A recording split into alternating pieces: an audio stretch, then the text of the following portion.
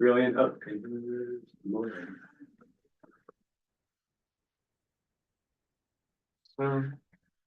word. Okay.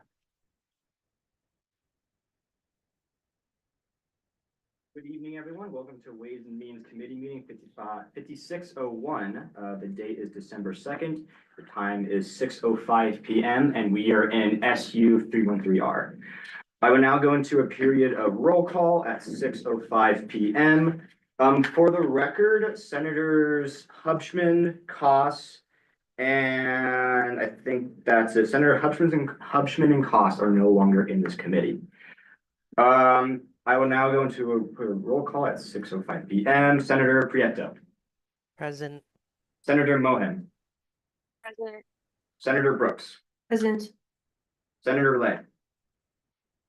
Present. And for the record, Senator Prieto is on here twice. Senator Beals. Present. Senator Von Zegern. Is that right? Yeah, present.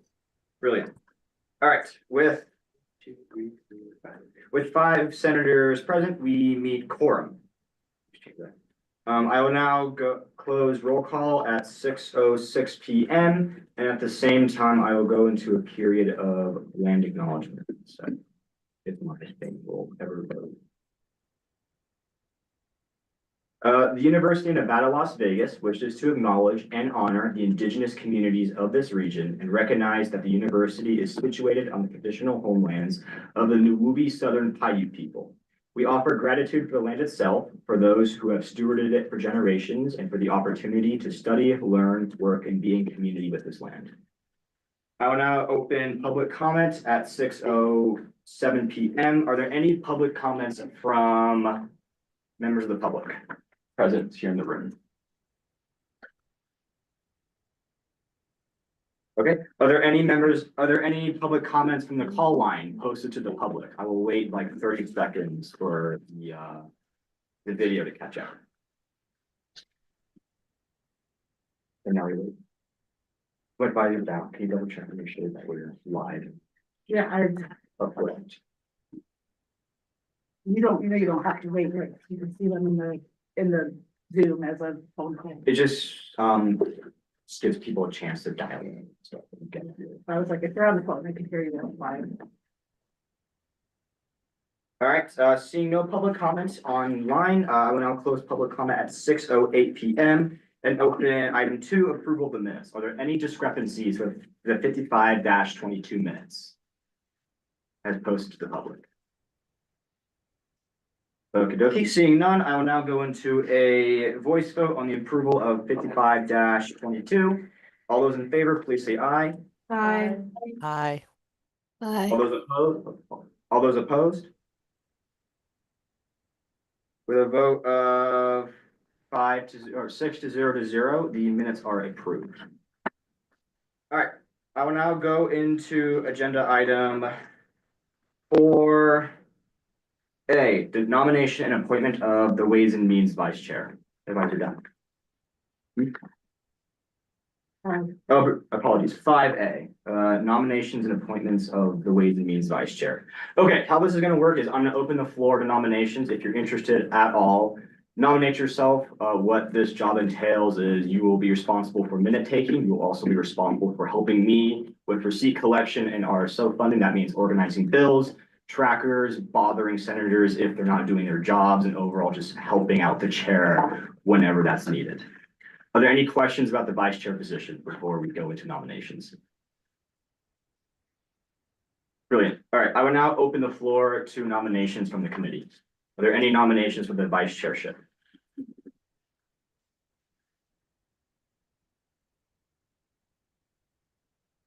Nice. I nominate Senator Prieto. I accept the nomination. Brilliant. Do you have a speech for us? Yeah, hold on, give me 1 second. Awesome. Before we go into any speeches, are there any other nominations? If you have a inkling that you want to do this, just do it. New senators, old senators, doesn't matter. Awesome. Okay. Senator Prieto, you have 5 minutes. I will time you You may begin when ready. Okay. Hello everyone. Thank you for this time. Sorry I couldn't be there in person. I ran a little bit of a cold this weekend. Um, why I'm running as vice chair is because I believe I have gotten the experience in my time here at CSUN. I was a part of the Ways and Means Committee last legislative session since I was appointed over the summer. So I had a fantastic time with that committee, working through RSO fundings. I've seen how much we can accomplish when we're working together as a unit, being transparent, thoughtful, and aligned with the needs of every student. As a vice chair, my priority would be supporting the chair and the receipt collection, ensuring that senators are feeling supported in doing their work, as sometimes this committee can be demanding. Um, yeah, just we're gonna work together and it's gonna be a great time. So thank you guys. Thank you for your speech, Senator Prieto. Are there any questions for the candidates? Candidate. Okay, seeing none, I will now go into a voice vote on the approval of Senator Prieto for the vice chairship of Ways and Means. All those in favor, please say aye. Aye. Aye. Bye. All those opposed? All right, with a vote of 6-0, congratulations, Senator Prieto. You are now the vice chair of Ways and Means.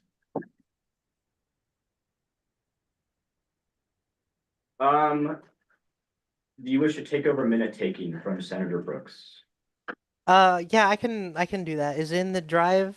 Yes, Okay. let me know if you need access. I can give it to you. For those Uh, of you ready. yeah, I just hit the request access button.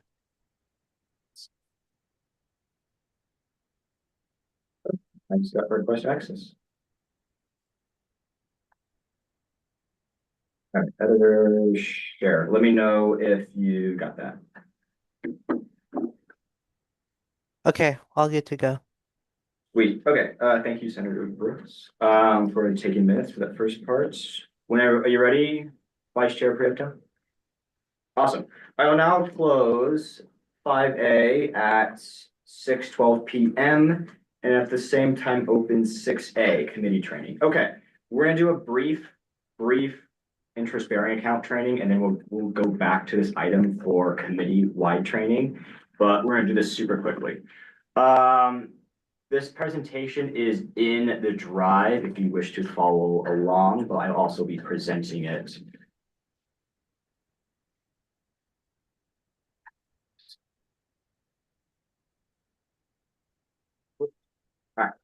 Let's see, drive. Um.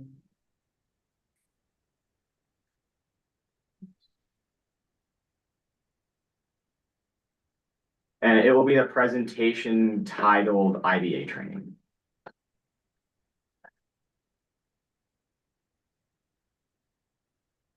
Okay, supplemental materials, IBA presentation.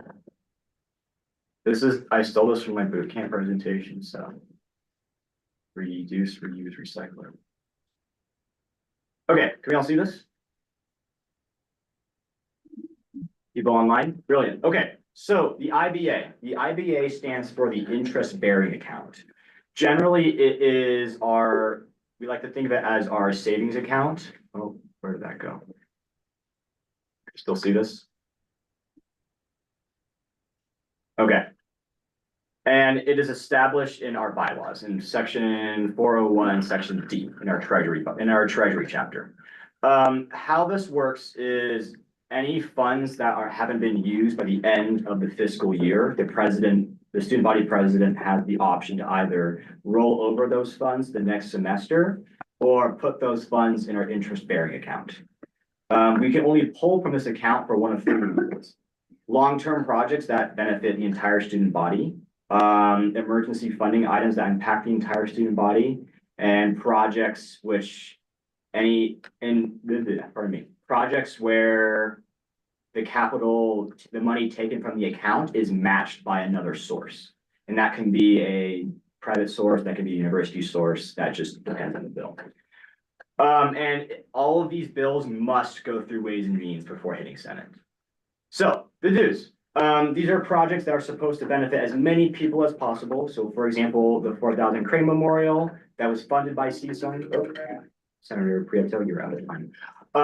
Emergency funding that impacts the entire student body. So for example, when COVID hits, and correct me if I'm wrong, Advisor Dow, and enrollment took a nosedive, we had some funding difficulties. So we pulled funding from the interest-bearing account to essentially settle our account. And projects where an outside source is matched by an outside source is matched by an external source. So for example, if you want to build an infrastructure project, you can gather funding from planning and construction, CSUN, and a third department, pull your money together and do something cool. Yes. Are there any questions on the dues? Cool. All right, some general, I think later in the presentations. The don'ts. Emergency RSO funding. RSO funding is, we have a separate line item for funding RSOs, and it's taken care of by Ways and Means explicitly per our bylaws. General CSUN operations, we can't use IBA funds to inject money into the CSUN account to buy more Scantrons or fund more RSOs or fund more scholarships. It has to be used for a non-emergency. And discretionary funding. We can't use the interest-bearing account to buy canes for Ways and Means. That would be delicious, but that is against our bylaws. Any questions on the don'ts? Brilliant. Okay, so how does the IBA work with operating policies? This has come up in the past, so just to remind you of your training from our amazing Attorney General, the hierarchy of documents is the Constitution, your bylaws, and then the operating policies. And so we listen to our bylaws first, then our operating policy. So if there's an operating policy that says the whatever committee can use the IBA for this, this, and this, and it doesn't mention that in the bylaws, doesn't count, doesn't matter. It has to be strictly what is in the bylaws. Any questions on this? I can't see you, so if you have any questions, just like shout out and let me know. No? Brilliant. Okay, here are some cool projects from the past. The 4,000 paper cranes project in Beam Hall, the water fountain stations, that initial seed funding was CSUN. The campus police poles, again, that was seed funding. The engineering truck for the engineering RSOs and the engineering college, that was RSO, that was an IBA project. The period product machines and services, again, the seed funding for that came from the interest-bearing account. If you have any questions for any IBA bills, come talk to me. I love yapping about this stuff. Talk to students, dean, faculty, just about lax of services on campus. And super important is the IBA must only be contained to the UNLV campus, and it has to impact the entire student body as much as possible. Any questions on that? Again, just shout out if you have any questions. I can't see you. Awesome. Okay. Thank you. All right. Maybe. Before I move on, any questions about IBA usage or bills or all that stuff? Just be careful not to violate future business. No? Okay. I will now close 6A at 6:19 p.m. At the same time, open, what was it, 5B? I couldn't find a staple. 5B, discussion and approval of executive bill. Sorry, not 5. Do you want to do, Yeah, doesn't matter. Okay. 5B? Yeah. A discussion and approval for the proposed CSUN budget reallocations. All right, thank you, President. I will pull up your supplemental materials now. Do you want the PDF? We'll use the Excel sheet. Perfect. Thank you. Thank you, Chair Curry. Thank you, Ways and Means Committee. Welcome, new members. I'm very excited to see all the good work you guys are do in this committee. One of the responsibilities of the executive board is to create the budget at the start of every fiscal year. So what you're currently looking at is the budget that we made at the start of this fiscal year for FY 26. But throughout the year, we can also reallocate money from different budget lines. And we can also reallocate money from previous budget lines too. So this year, we had some money roll over from unused student organization funds from last fiscal year. We got some receipt collection that you guys will eventually end up doing from the previous year, and so it rolled over into this year. And so we got $15,000 in unused student organization funding. And so the executive board, with the advice of the Ways and Means Chair, we decided to put that back into student organization funding so we can fund more RSOs for this year. And also you will see in this budget line, we also put $500 from the Judicial Council's development budget into student organization funding as well. The reason we did this is that every year consistently, the Judicial Council development budget line rolls over at the full amount, at the full $500 amount. And so we thought a better usage of this budget line was to put it back into student organization funding. The reason the Judicial Council doesn't really use their development budget line is because they come to the CSUN boot camp, which is kind of what that development budget line is for, is to train the new Judicial Council members. But they come to our boot camp anyways, just like the executive branch and legislative branch. All branches just come to that boot camp. So it's pretty quick and easy reallocations. If you have any questions, please let me know. But I am here for any, if you got any. For your presentation, President Paduzzi. Are there any questions for the presenter? Okay, brilliant. I will now go into a voice vote on the approval of the CSUN budget allocations. All those in favor, please say aye. Aye. Nice and loud, please, so I can hear everyone, just for next time. All right, any opposed? Awesome. With a vote of 6-0, congratulations. The budget reallocation is complete. Okay, I will now close 5B at 6:22 PM. At the same time, open 5C. Discussion and approval for Executive Bill 55-1-14, appropriating funds for the CSUN office furniture upgrades. Advisor Dow, you have the floor. You know, I'm gonna do my best to kind of shout at you, but I don't have much of a voice. So No I'm worries. sorry. I couldn't download your. It's totally fine. If you go to the bill, the three things, this 3 supplemental materials are actually linked in there. If Fantastic. you could just open all 3 of them, so we kind of go between them. If you go scroll down to the bottom of it. Yeah, so the presentation and then a couple of clips that we'll need to look at. All right, and this bill is in the supplemental Yep. materials drive. You all have access to check out these supplemental materials. All right, where you want to start? Yeah, the presentation. I'm gonna start on the presentation. Just go ahead and hit present. Let me know. when- Theoretically, this should work. We're connected. Oh my God, hide that. That. All right, let me know when next slide. I was like, I've got it. Oh, awesome. Okay, all right, so this project is a long time coming, hopefully. So I've been working with your executive board on this one. So the idea is an overhaul of all of the furniture in CSUN's office spaces. So first of all, question is, where do we have this furniture from in this first place? This lovely table that you sit at? This is hand-me-down furniture.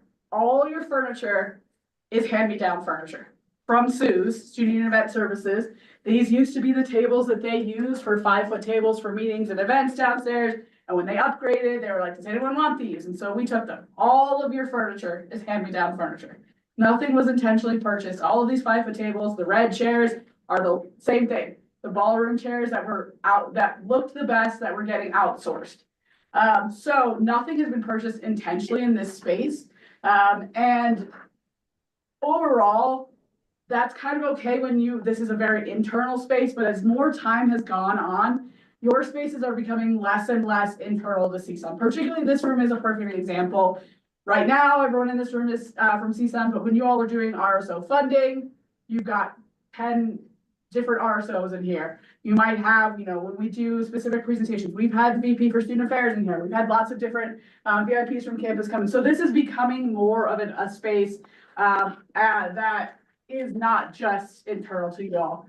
And you all, my hope in upgrading your furniture is that this space sort of reflects the professionality that we should expect from you all, and that your space and then inspires you to match that level of professionalism. So the scope of the project we're talking about is Senate chambers, this room, the conference room, and director's chambers.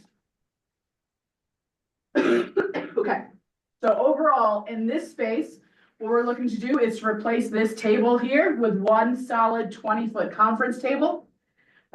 We'll put credenzas along the side here. Replace these with actual storage that are at table height. We'll replace this one with an actual AE cabinet. And then in that nook there, we would put two taller storage cabinets, because as you can see, there's lots of stuff that's out and not looking really great right now. So the idea is everything will actually have a home. We'll have more storage space for your stuff. And then we'll replace all of those red chairs with gallery seating. We'll go through what all that looks like. So that's the scope of the Senate chambers. For the conference room, that room only fits a table and chairs. And that's what we would be doing right now and there. Surprisingly, that room is tiny compared to this room, but it has the exact same size table in it, which doesn't make the room particularly accessible. So we'll actually do a slightly smaller table. So it would basically be like up to here, like a 16-foot table in there, which actually give you more space in there. And then in director's chambers, their desks in there, the same thing. There are these hand-me-downs that are sort of put into an L shape to look like the shape of a desk. So adding in, replacing those with actual desks. So this is the rent. So we've been working with a company, a furniture company. The same, there are two big furniture companies that UNLV's planning and construction department works with. So anytime there's a large construction project on campus, these are the same construction furniture companies that they work with. We are required to use one of those two. We got quotes from both of them. They're pretty similar in price, within a few $100, maybe like $1,000 or $1,500. Actually, the quote I'm going to show you is the lower of the two. And one of the company that I'm going to show you has actually been the much better company in terms of like response time and things to work with. But these are their artist renderings. So this is what your table will look like. The slightly smaller one for the conference room. And then for this room, the 20-foot one, the only difference is these renderings have the electrical ports on the top. They can get more power to the table instead of doing that and leaving the table solid and doing these little ports kind of around the edges. They can actually get more power to it. So that's the only difference between the rendering. They'll actually have these instead of the ones right there. So that's what the conference tables and chairs look like. All right. Let's talk a little bit more about chairs. You have two options with your chairs. The expensive one and the less expensive one. My theme overall for you all today is that on a rare occasion, I'm actually going to encourage you all to use your more expensive options. And I'm going to tell you why. So the chairs on the left are the one that the furniture company, HB Workplaces, that we've been working with, have proposed. This is the most affordable chair that they can provide to us. The original quote that they gave us included $1,200 chairs. So the most affordable executive style chairs like we have here at $550 a chair times 35 chairs, that's a lot of money. As opposed to, we can get chairs, these chairs we purchased from Office Depot. We can get chairs from Office Depot. They are significantly less expensive. There's a big difference. Your chairs from HB Workplaces include a 10-year warranty, and your chairs from Office Depot do not. The only warranty is if like they come broken, right? Otherwise, they stop working, they're not good anymore, we pay to replace them. There is literally no world. So you could choose the less expensive chair and save a lot of money right now. But there is no world in which the Office Depot chairs last 10 years. So if you have to replace them within 10 years, you've now spent more than if you just bought the pricier chairs overall. So when I tell you I encourage you all to think about the more expensive options in here, it is because long-term, it will actually cost you less than if you do the less expensive options now. So that's your chair option. So you'll notice I'm gonna give you 4 different price points. A lot of that hinges on the chairs that you choose. So in addition to table and chairs, this is what the credenzas will look like. So these are those credenzas. This storage cabinet will actually be moved. That's this one. And then the tall storage there. And then these will cut what will be along that wall there as gallery seating. These actually come from Amazon. They're one of the few things we're just gonna buy off Amazon. They're really inexpensive. They get broken, we can replace them, etc. And then these are what the desks that your e-board picked for director's chambers. Pretty low-key desks, very affordable. These do come from Office Depot. They're about $1,000 each. These are sturdy enough that they will last a while, but not fancy like if we had gotten them from the furniture company. So that was one of the compromises. We wanted to put real desks in there, but that is in an internal space. So using much more affordable desks there makes sense, and they don't get the same wear and tear that this space does. Okay. I'm gonna give you 4 budget options. As a committee, you are going to vote, the bill is written at the highest amount, so that then you could choose any of the 4 options. Here is my recommendation for this committee. If you think that this furniture project should move forward to the Senate, regardless of which of these 4 price options you think are the best choice and you would vote for, I encourage you to pass the bill here at the highest amount so that then the Senate can make the choice of which of the 4 options, and you all have a vote at that table as well. If you reduce it here, then when it goes to the Senate, they can never look at those more expensive options. Does that make sense? So that is why that's my recommendation to you all today, but it is entirely at your discretion. Okay, so I'm going to start with the most expensive option. Everything, the all in, everything I talked about. So everything coming from the furniture company, including the more expensive chairs, it will be doing all 3 of those spaces. The whole shebang, everything I talked about, comes to $51,000.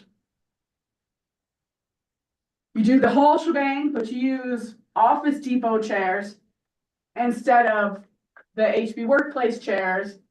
It now comes to $39,000, but remember, you're gonna spend that money later down the road when you replace those chairs. So long term, it's actually gonna be less money out of IBA, I think, if you use the more expensive chair option. Now, if you're leery about spending so much money and you wanna focus on only doing this space and director's chambers because you all utilize the conference room less, I'm gonna tell you why I don't recommend that, but this is an option I wanted to that the e-board asked we present to you. So that is doing the whole thing in here and the director's chambers, but leaving the conference room out comes to about $37,000. Why don't I recommend you do this? Eventually down the road, you're gonna want to upgrade that space. That space, you're gonna want it to match the rest of your space. You will spend more long-term if you don't do it all at once. Because when I get to the quotes from the furniture company, there is a design and install and delivery fee. Which is several $1,000s. You will have to pay that twice if you do it as 2 separate projects, or you only pay it once if you do it all at the same time. Again, feels like you're spending more, but over the length of time out of your IBA, you're taking out less money. And then the least expensive option we're presenting to you is to do the 2 spaces, this room and the director's chambers using the less expensive Office Depot chairs. That comes in at about $30,000. Do those 4 price points make sense? Does everyone feel clear of what the price points we're talking about are? Okay. All right, Sean, can you do me a favor and switch to the other 2 quotes? So I gave you the overall prices in these, but I figured I would give you the actual breakdown. So if you wanna look where those numbers come from, so you can see how much the tables, the chairs, all of it is gonna take a little work to read through, but it is very, very itemized from HB Workplaces. What I wanna encourage you to do, can you go down a little bit, right there? Which one are you on? So one is with the chairs, so they gave us two. One with their chairs and one without their chairs. I asked asked them to give us a quote, one without the chairs. This one, okay. This is the more expensive of the two, $46,000, because this is getting the chairs from HB Workplaces. I want to draw notice to this almost $7,000 figure. It costs money to have them design. They've been working on this project for months with no guarantee of any payment. They only get paid if we do this project. The design, install, delivery, the labor of having everything installed, we literally just stand back and they do all of it. If we buy the Office Depot chairs, you all have to build 35 chairs. They do all of it. It's $7,000. You will pay that again if we split this into two projects, which is why I think you should do it as one large project, and that's my recommendation. The other one that is there is basically the same thing without the chairs, okay? I think that, President Jones, did I leave anything out? Did I cover everything? No, I think that was everything. Okay, what questions do y'all have?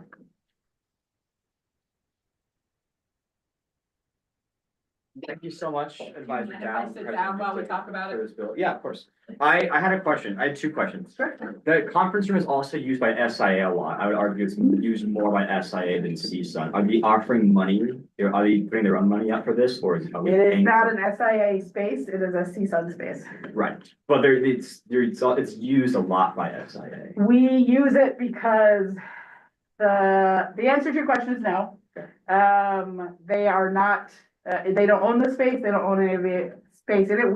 They use it at the pleasure of student body president, allowing them to use it, because it's otherwise sitting empty at those times. But CSUN always has priority, so if CSUN needed it during any time that SIA was in there, CSUN will get priority over SIA. Got it. Okay, good. And another question. There were 4 desks in there, but there's only 3 departments. I thought Rev wasn't part of CSUN. It's still, again, or it is CSUN space. CSUN space would look very weird if you only replace 3 of those 4 desks. That's more of an aesthetics thing, like, yes. Again, Rev is in there at the pleasure of the president. Every single year at the start of the executive board, I asked the president in my first meeting with him, are you comfortable with Rev being there? And the president absolutely has the ability to be like, nope, this is CSUN spaces. Rev can't borrow space from you. Got it. It is not Rev space, it is CSUN space. And there could be next year, the student body president, either next year or any other year, could say, nope, we're kicking Rev out, 100% their prerogative. Instead, the reason we want to kick them out is because we want to create a 4th department. Right. It doesn't make sense to not buy all, that if you don't buy that desk at the same time, it's never gonna match. Yeah, I was gonna say the exact same thing. Red doesn't have to be there. There's been 4 departments before, there are 4 departments again. It's just in case we do. But Sure. when what happens, there's a 5th department, and we're gonna buy more desks. We also have to incur that $7,000 fee again. Advisor Down. Those are coming from Office Depot, that's not from the furniture company. Okay. So that would literally just be an Office Depot purchase. That's me ordering it online. Are there any other questions from the committee? I would just add to, that's why we chose for that space, not to pursue the more expensive options, because it is truly an internal space. It is not, you're not hosting public meetings in there, Right. et cetera. The desks that are in these offices are original to the building from 22 years ago. When I talk about replacing this with a very expensive table, it will still be here in 25 years. Okay. Cool. Are there any questions for the presenter?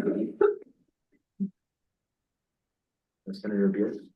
Just to confirm that I see this gallery bench seating, those replaced, okay, I just want to.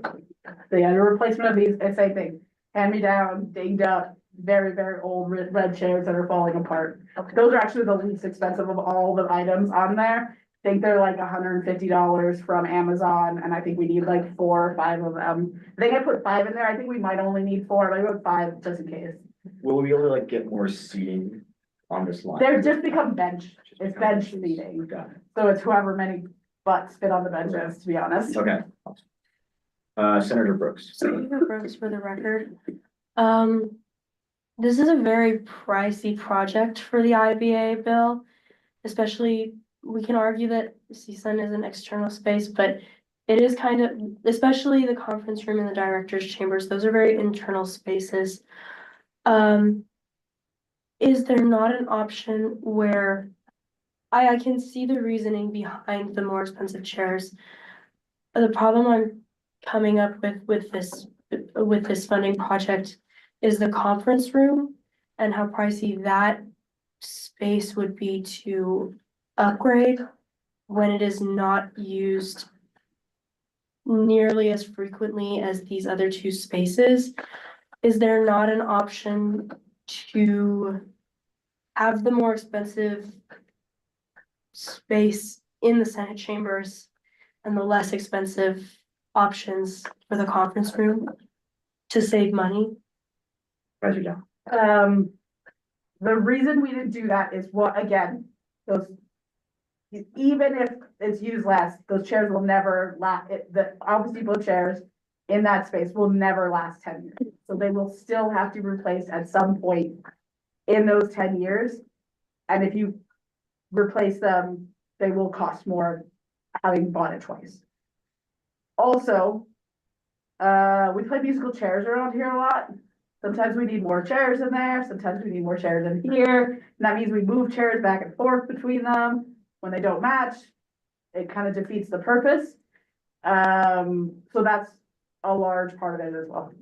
And the 35 chairs is basically gives us enough chairs for the 2 tables, and then like we have in here a couple extra, so that when we need an extra chair at the table, it gives us, I think, 4 extra chairs overall. I think we actually need like 30 or 31. So it gives us like 4 or 5 extra chairs to make sure that when we need to pull up an extra chair, all of that we still have access. Or if 1 or 2 breaks and we're waiting for them to replace them, or or whatever, that we have some options that we're not like tied to just the exact amount of seats we have at the table. I would also argue in general that your furniture should match. Again, as a professional of the space, this is an investment in your space and the upgrade of professionalism. When you buy mismatched furniture and screens, we did this on a budget. So that's sort of where that kind of, but Ways and Means on the side, I have all the discretion I just presented these 4 options based on what the E-Board asked as options, but any like amendments to all bills could be made. I have a question for both E-Board and Advisor Dow. Why wasn't a 5th option of just Senate chambers considered or presented on this bill? Because I feel like the whole point of this is if we're trying to create a better space for guests and RSOs, it is very, very rare that your guests in the conference room, maybe directors' chambers on an off day. RSOs almost are never in the conference room, say 1 meeting, they're never in directors' chambers. So wouldn't it just make sense just to redo? This is where we have our guests, this is where we have our meetings. We do have the VPR here, the VP of Student Affairs here. It's in this meeting, it's in this room. Yeah, a couple things, if you don't mind. A couple things. Again, the reason it was a last minute decision to add on the director's chamber, because it is the least, it's like $4,400. And the scope of it is the least expensive element. It's the one that, if you all didn't choose it, we could probably scrape a little money out of. He could readjust some things in the budget, do a reallocation, take it out of this year's operating budget because it's such a low cost. And because it's such a low cost, it just sort of made sense to throw it in. Again, at the discretion of the committee, you always have the ability to, make adjustments and amendments on the table. I would also argue that the conference room is frequently where you meet with VIPs if it's not at a public meeting. So I have sat in there with many times, with VIPs from campus when we're talking about things that are not at public agendized meetings, when they want to meet with the e-board. When they want to meet with more than just one e-board member, they don't fit in an e-board member's office. So typically it happens in the conference room, and not at this table because unless it's a public meeting, we try not to have meetings in here because we want this to be an overall general workspace for everyone. I saw Senator Brooks. I would say, Did because you asked both of us the question, I would ask, Do you have do you something want to to defer to President? Yeah, I was gonna say something similar to Advisor Dow. I also feel like current e-board and future e-board and senators would be more likely to invite their deans, invite the president, invite BPSA to that space as well if it was higher quality. I mean, we've all seen it, no offense to it, but I think we'd have more meetings and we'd invite more administrators and have more RSOs come in and meet with us. That's not just about RSO funding in that space too, if we upgraded it.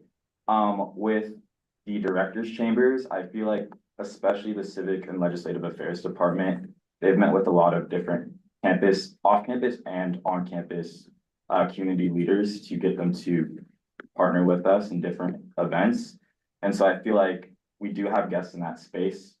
Obviously, you guys don't really work with the directors in that way, so you don't really see the work they're doing and the people they're inviting. But there is a lot of guests that aren't from CSUN who visit with Associate Director Director Rivera Gaitan in that space. So that's also why. Senator Brooks. Senator Brooks, for the record, just for the committee's knowledge, this is a question for Chair Curry. What is the approximate value that is in the IBA currently? There's around 614, 15, 20-ish. That was the last quote given to me by Business Operations Manager Elva Palacios. My advisor done. Yeah, that's exactly what I left out of your presentation. I was going to mention. So you have about $630,000 in your IBA. You all haven't spent money out of your IBA in a while. You've gone a couple of years without an IBA project. So that money has crept up over time. For a long time, it sat at about $400,000. Your e-board this year chose to roll over the last few years because there was basically the only way to float the budget the last couple of years because the fee was so low was to we were only in the black by rolling over excess funds from the year before. And this was the fee did not increase, we were no longer gonna be able to do that. So this past year, knowing that you all had more money coming in, the e-board for the first time put an excessive amount into your IBA. They could have, if they wanted to do this, put the $50,000 into their operating budget that they were passing and taking out of their operating budget. Instead, they decided to roll as much into IBA as possible, because they didn't want they wanted the new fee to stand on its own. So that's why all that money went into IBA. So this e-board put $200,000 into the IBA that didn't exist before because basically the overage from last year, they were like, let's save it instead of spend it, et cetera. So you would be only taking a portion of that what would have been a rollover from last year to this year. Any other questions from the committee? Oh, I hear someone.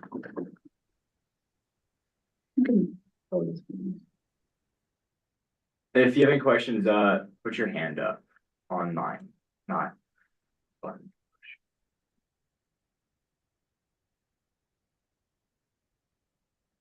Senator Von Segern, did you have something to say something? Sorry, I was trying to take point of privilege, but it's okay. No, you're all good. All right, okay, seeing none, I will now go into a voice vote on the approval of Executive Bill 55-1-14. All those in favor, please say aye. Aye. Aye. All those opposed? Senator Beals, what is your vote? I didn't hear you. I said aye. Okay, brilliant. With a vote of 6-0, congratulations, your bill has passed. All right, I will now close 5C at 6:50 PM. At the same time, open 5D, discussion and approval for Executive Bill 55-13. This bill can be found in the supplemental material provided.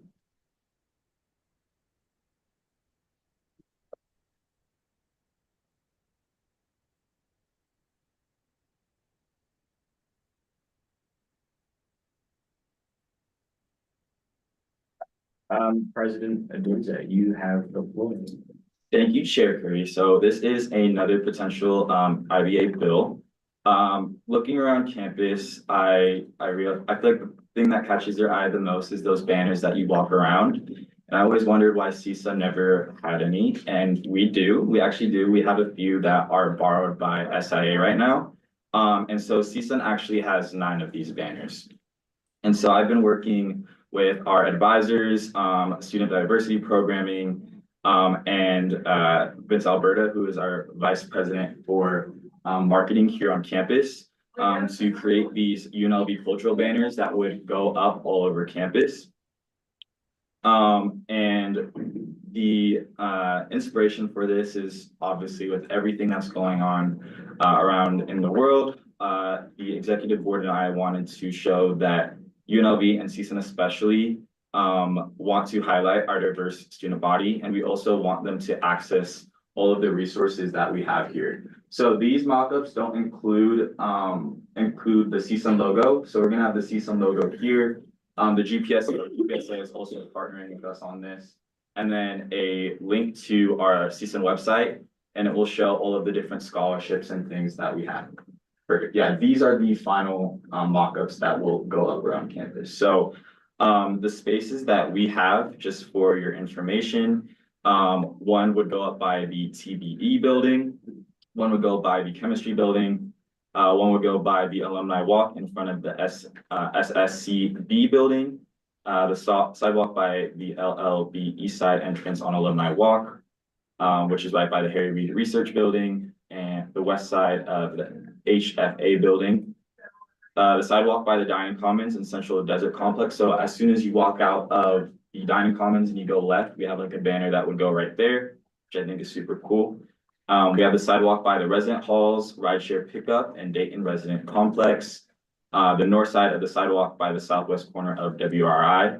And then our last one would be the sidewalk at the east side entrance to Tonopah Hall resident complex. So all of these areas are very visible to students. They'd be able to take out their phones, scan the QR code, and it would take them directly to the CSUN website, while also saying that UNLV and CSUN celebrates our diverse rebels. So we have 9 of them. They highlight 9 different minority identity groups here on campus. So one would be Latinx rebels, another would be our LGBTQ+ rebels.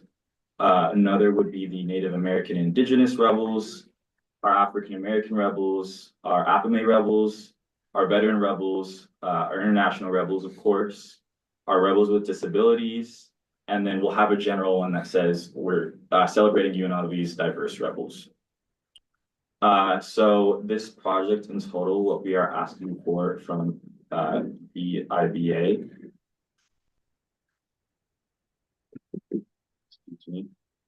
would be $2,984.39 for these banners. So I think it's pretty still, but let me know if you have any questions. I'm happy to answer anything. I'm also happy to take any suggestions or adjustments. Craig, who has been helping us with this project, has been amazing and responds super quick. So if you have any suggestions, please let me know.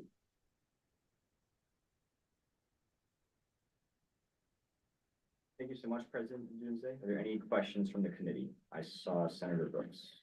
Senator Brooks, for the record, I noticed on the draft 3 mock-ups, it has the GPSA logo on it. Are they going 50% with us on these?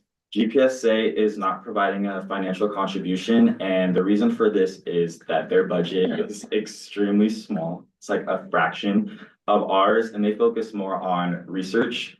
So their student government works extremely differently from ours, even though we are both student governments. Theirs is more for like academic research, sending their students on research trips that they otherwise wouldn't be able to go to. Whereas we kind of provide more services and resources. Why we wanted to partner with them is so obviously students know that GPSA exists. I feel like the main reason why people consult with us so much, people come to our meetings and people are so willing to join CSUN and run in our elections is because our name is on everything. We are more active. And I think just doing this, like the simple favor, getting more people into GPSA will help them grow, hopefully help them get more funding. And then hopefully in the future, we can match more projects. They can have their names on water fountains and stuff like that too. So we can always take it off. I just think it's a nice way to show that both our student governments are aligned on diversity and showing that we care, both the graduate and undergraduate students. And I feel like if this project was like $20,000, I would have been like GPSA, like chip in something, but it's $3,000. And so I think it was just a nice thing to reach out and ask them if they would like to support it. So that's a good question. Yeah, one question about GPSA, just because I know so little about their internal operations. Exactly. What do they do, like diversity wise? Like, how do they support diversity in the graduate and professional student sphere? I know recently when they took down all of the websites, they've been trying to engage the graduate student body and see how it affected them. But other than that, they don't have like specific like identity-based scholarships like we do because their budget is so low. So they focus on, again, sending people to like symposiums, academic research projects, and things like that. But they do support it. They wrote resolutions in favor of diversity and urging the university to be more diverse and to highlight that. But I'm unsure if they have supported anything monetary wise. Got it. Understood. Thank you. Any other questions from the committee? Senator. Yep. Seeing none, I will now go into a voice vote on the approval of Executive Bill 55-13. All those in favor of the bill, please say aye. Aye. All those opposed? All right, with a vote of 6-0, congratulations, your bill has been approved. Okay, I'll now close 5D at 6:57 p.m. Okay, at the same time, open 6A, committee training. All right, I told you we'd be back. Before we begin, is anyone on cough drop anything? We're passing around. Thank you. Okay, so. First things first, I want to say, welcome to Ways and Means. I'm very happy you're all here. This is a really special, fun committee, in my opinion, and I know for a fact that you all will do tremendous, amazing work to better the lives of your student body through this committee. So before we do anything, our allocations mean that we might have some RSO funding coming our way. So we should be ready to get straight into RSO funding. And you should all be aware of how like the committee works. Let me like chew this cough drop really quick. I'll get into it.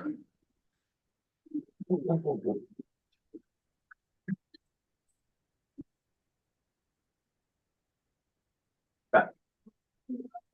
So this is the boot camp presentation. This is a TLDR. We'll get more into the dynamics of Ways and Means later on. But what is Ways and Means?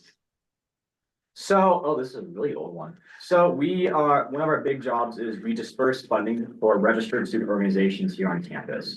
We had approximately $615,000. That was our budget last year, which seemed very small, allocated for RSO funding. We also monitor and distribute interest-bearing account bills. Anything interest-bearing IBA related goes through this committee. And we also review the CSUN budget prior to Senate approval. So anything that has to do with money, 9 times out of 10 goes to this committee. Here is how the RSO funding cycle works. So first of all, this all starts at the end of the summer. So at the start of the fall semester, we open up the RSO funding portal on the Involvement Center. That gets processed and we turn these requests into RSO funding bills because everything funding related has to go through a Senate bill. Once RSOs pass Ways and Means and they get put on the financial consent agenda for Senate, and then we send emails to RSOs about receiving their funds. Congratulations, you get money. Here's how you can get your money. And we also assist RSOs and with any issues, like if their entry supplier is messed up or they don't know what an EIN is. By the end of Ways and Means, you will understand what entry supplier is, what EIN is, and working with the IRS. So that is how the funding cycle goes. This won't apply to you until the fall semester, but this right here, the receipt collection, this is a much different beast. Because all of our funds are essentially tax dollars, we have to be super transparent of what we buy, which also means RSOs have to be super transparent what they buy. So they have to catalog, collect, and just maintain any and all receipts they bought with CSUN funding. The reason we do this is in the past, we didn't used to do this and that just caused a problem. There's some organizations, throwing parties with Ways and Means funding, which that is strictly against our bylaws and we cannot do that. So this is just a spot check for everyone involved. It covers us, it covers them, so no one gets in trouble. How this will work is, first of all, we will set up a Google form where RSOs can upload all of their receipts as zip docs. Then you all will be assigned RSOs to go email, and that RSO will be your baby. It is your responsibility to make sure that the receipts are taken in, processed, and any final dollar amounts that have to be returned to CSUN, it is your job to report that number to RSOs. So you will email these orgs about receipt collection, and we'll have a tracker so you'll know who to email, where to email it, and what to email. Then the chair or vice chair will get these receipts and will put them into designated folders. These folders will be like your digital workspace where you can work because you have to check every single receipt and you have to make sure that was approved by Ways and Means. So this will be a lot of spreadsheets, a lot of PDFs and just detective work. Then senators will get a cross-checking sheet, which basically says, well, I can show this all to you right now if I want. You will all receive a cross-checking sheet, which basically this will basically just make your life easier. There you go. So for example, if we give the Ways and Means fan club $100 for t-shirts, this is not a real RSO.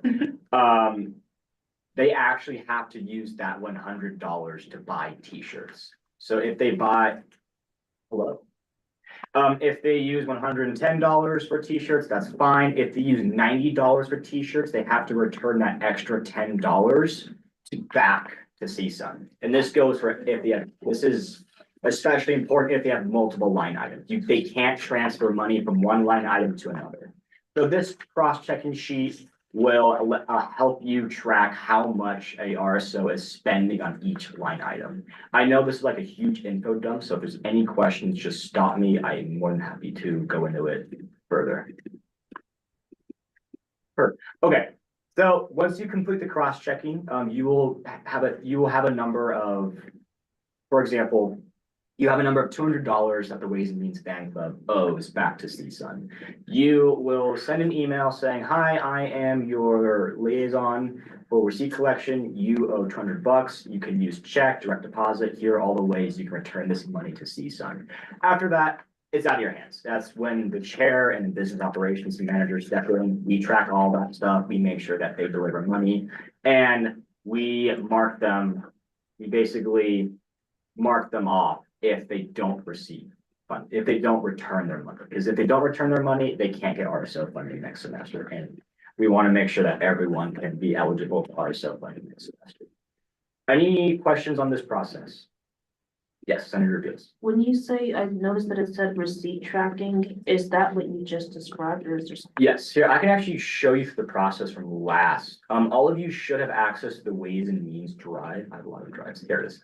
Ways and Means, whatever that logo is. If you go into 54, that is a complete Ways and Means cycle, and it should be super easy to see. This is the initial liaison tracker. We use this for RSO funding. If you go into receipts, and can we all see this online, what I'm doing? Just shake your head. Yeah, brilliant. Okay, you go into receipts and you can see everything you need. I will have a nice presentation of how to do this. We have videos from previous advisors and chairs. And we'll go into this one because this is all complete. So what this will look like is, this is a really old, this is for example, say you are then Senator Flores.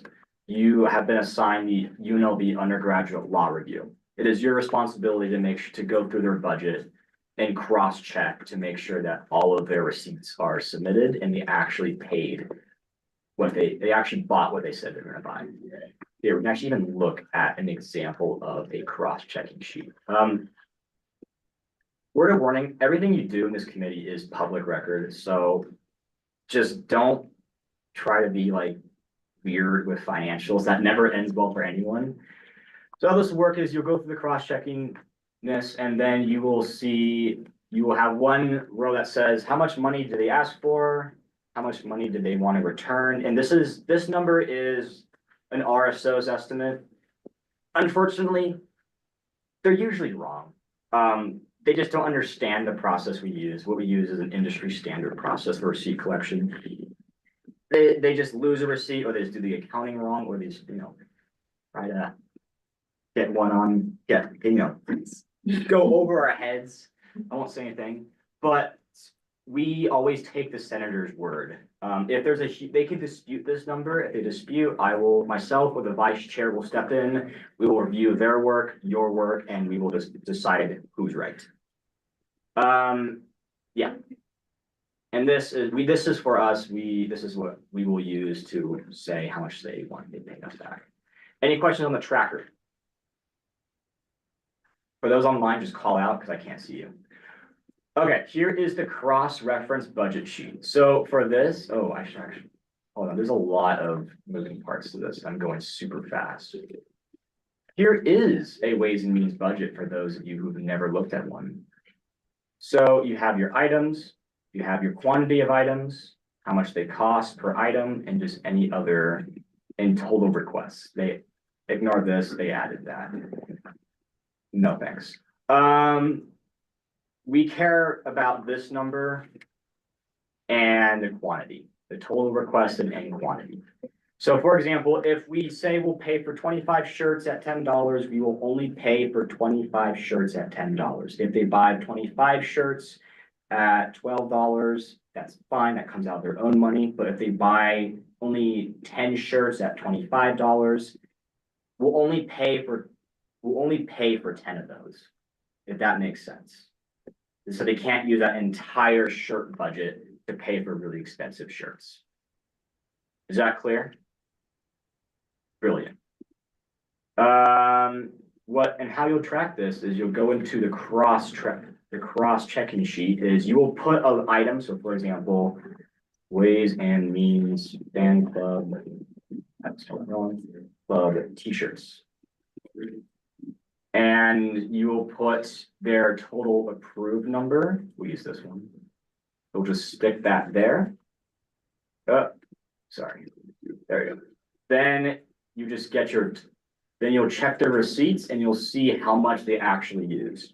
In your receipt collection, you have to double check to make sure quantity is the same. And that is a common way to like mess up receipts. Just always check your quantities. So say Ways and Means fan club got $194 to buy 10 t-shirts. And they bought 10 t-shirts at $100. That means they owe $94.50 back to the committee. And you'll just keep doing this for all of their line items. Make sense? Senator Beals. I think you might have already addressed this, but just to make sure, Yeah. like, if they, I'm trying to think, if they spent like more money per t-shirt, if they bought 9 t-shirts. Mm. And they were like more each, if that makes sense. Right. Would that be approved? No, so for example, if they bought, we paid for 25 t-shirts at $10. But they bought 10 t-shirts at $25. They basically bought less t-shirts at a higher price. You would just only count those 10 t-shirts. So you just multiply that initial per item cost they submitted on their budget by whatever quantity they actually bought. Does that make sense? I know that's a tricky thing to articulate, but it's easier once you're actually working with the spreadsheets, and it does a lot of math for you. But does that make sense? Yes, and the initial per item cost means what we approved. Yes. You all good on that one? Select, okay. Any questions on this thing? And we'll do another workshop just like this, where we all sit down, we'll do a bunch of receipts together, it'd be a great time. And then then most of this work will be done offline in your own time. So we won't be doing this during committee meetings. We'll have one just to practice, another just to double check everyone's math, but that's it. Okay, awesome. Let's go back to, oh, where you go? No. Also no. Oh, there it is. So that's how receipt collection will go. And we will finish this usually in the middle of summer. If you're fast enough, I've seen senators get all of their receipts done in one day, and then they're done for the rest of the summer. So if you want to speed run this, do it right. Okay, your role as a committee member. It is your job to know the operating policy inside and out. And this is a time-consuming committee. To be honest, we don't have time to remind you of your operating policy. This is something you should know by heart. You should get like if we quote the operating policy, you should get like scared and get like flashbacks to Ways and Means. That's how much you should know this. You should know how to create bills and how to review budgets. Creating bills, we will go over this once RSO funding actually starts, because that's when you'll be creating the majority of your bills. And then this is the also super important thing. Even though we are the finance committee and we are supposed to be super clinical and money wise, our primary job is customer service. So RSOs are our customers. We have to be kind, polite. Most of these student leaders they don't know what they're doing, and that's okay because they're still learning, and that's the point of being a student leader, is to learn. So take time just to explain processes, introduce yourself. This is a great way to know student leaders on campus, especially for those who have plenty of semesters in the future and want to rerun for their seat. This is a great way to get involved in your community and kind of like position yourself as a person who can help RSOs through their life cycle. And again, just be super customer service. Even if if RSOs are being weird or being aggressive, let me know. The chair will take care of it. That's the chair's job. But just be super customer service. Hold their hands if you have to. The whole of the point is to teach these students how to get through the process fairly and effectively. Any questions on that? Cool. And for any emails about RSO funding, we have templates. I won't force you to write brand new emails every time. It's just be a copy, paste, fill in the blanks. Okay. So what are my responsibilities? What are the vice chair's responsibilities? It's important to know what I'm supposed to contribute to the committee.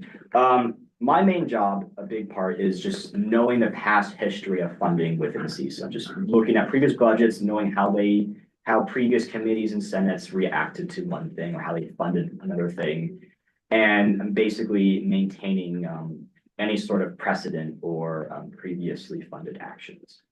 Maintaining and collecting receipts. This is also a big part of my job, is making sure that all of these receipts are nice and neat. So they should be so nice and neat that 10 years from now, the chair should be able to go back and know exactly what we funded and how we funded it.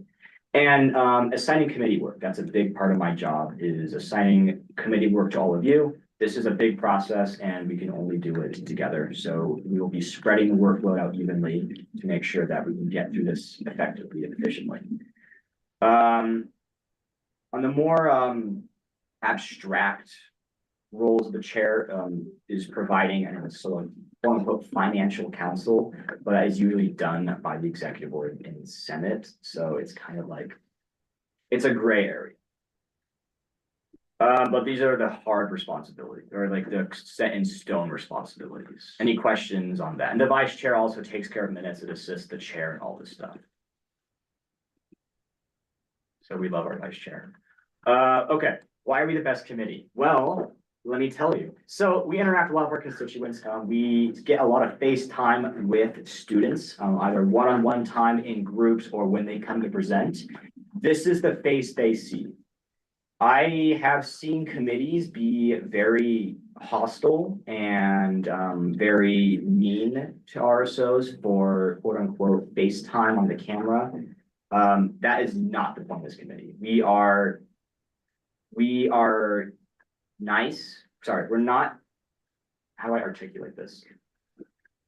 We are kind, but not nice. We give them what they need, but we have strict boundaries of how much we can give. So we are strict but fair. We also have the opportunity to connect with student leaders. So through Ways and Means, you'll get to know presidents, treasurers, vice presidents of a ton of RSOs. This is great for just, A, making friends, it's always great, and B, just broadening your range of and network throughout campus. So, and this will help you in your work as a senator.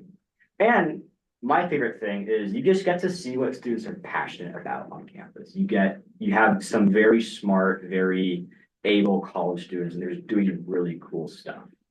We had plenty of RSOs, building satellites, building rockets, building dune buggies, going to New York to check out the stock exchange, going to teaching people how to work out. It's just amazing, cool stuff we get to see our students do. And I'm very happy that we have the opportunity to support them in their endeavors. Any questions about this? Or any?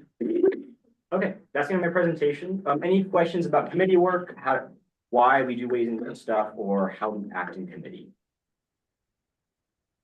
Awesome. Okay, homework. Read the operating policy. We have a new one. Read it. Do it. That is your job. That's what you're paid to do.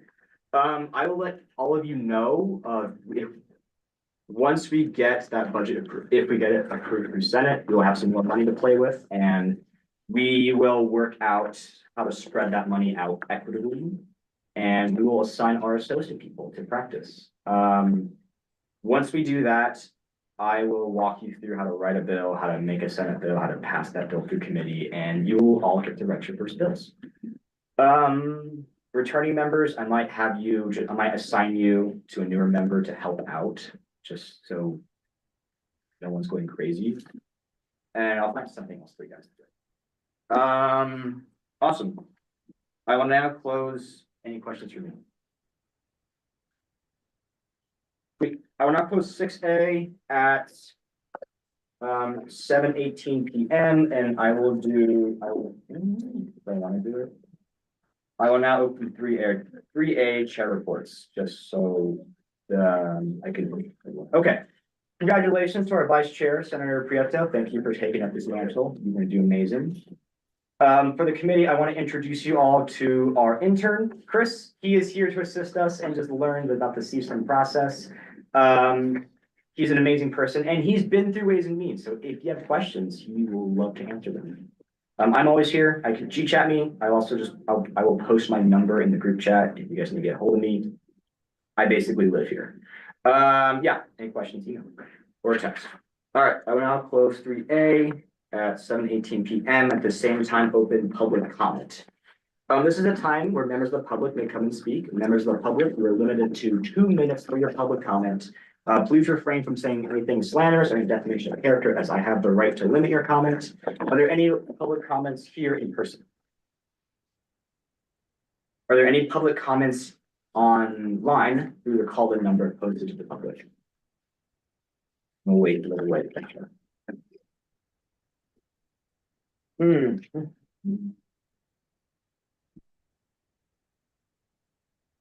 Okay, seeing none, I will now close public comment at 7:19 PM, at the same time adjourn this meeting.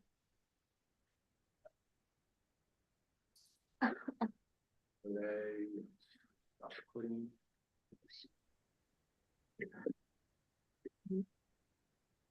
Hello? And end stream. That We have one viewer. Oh my God, we're famous. was fast.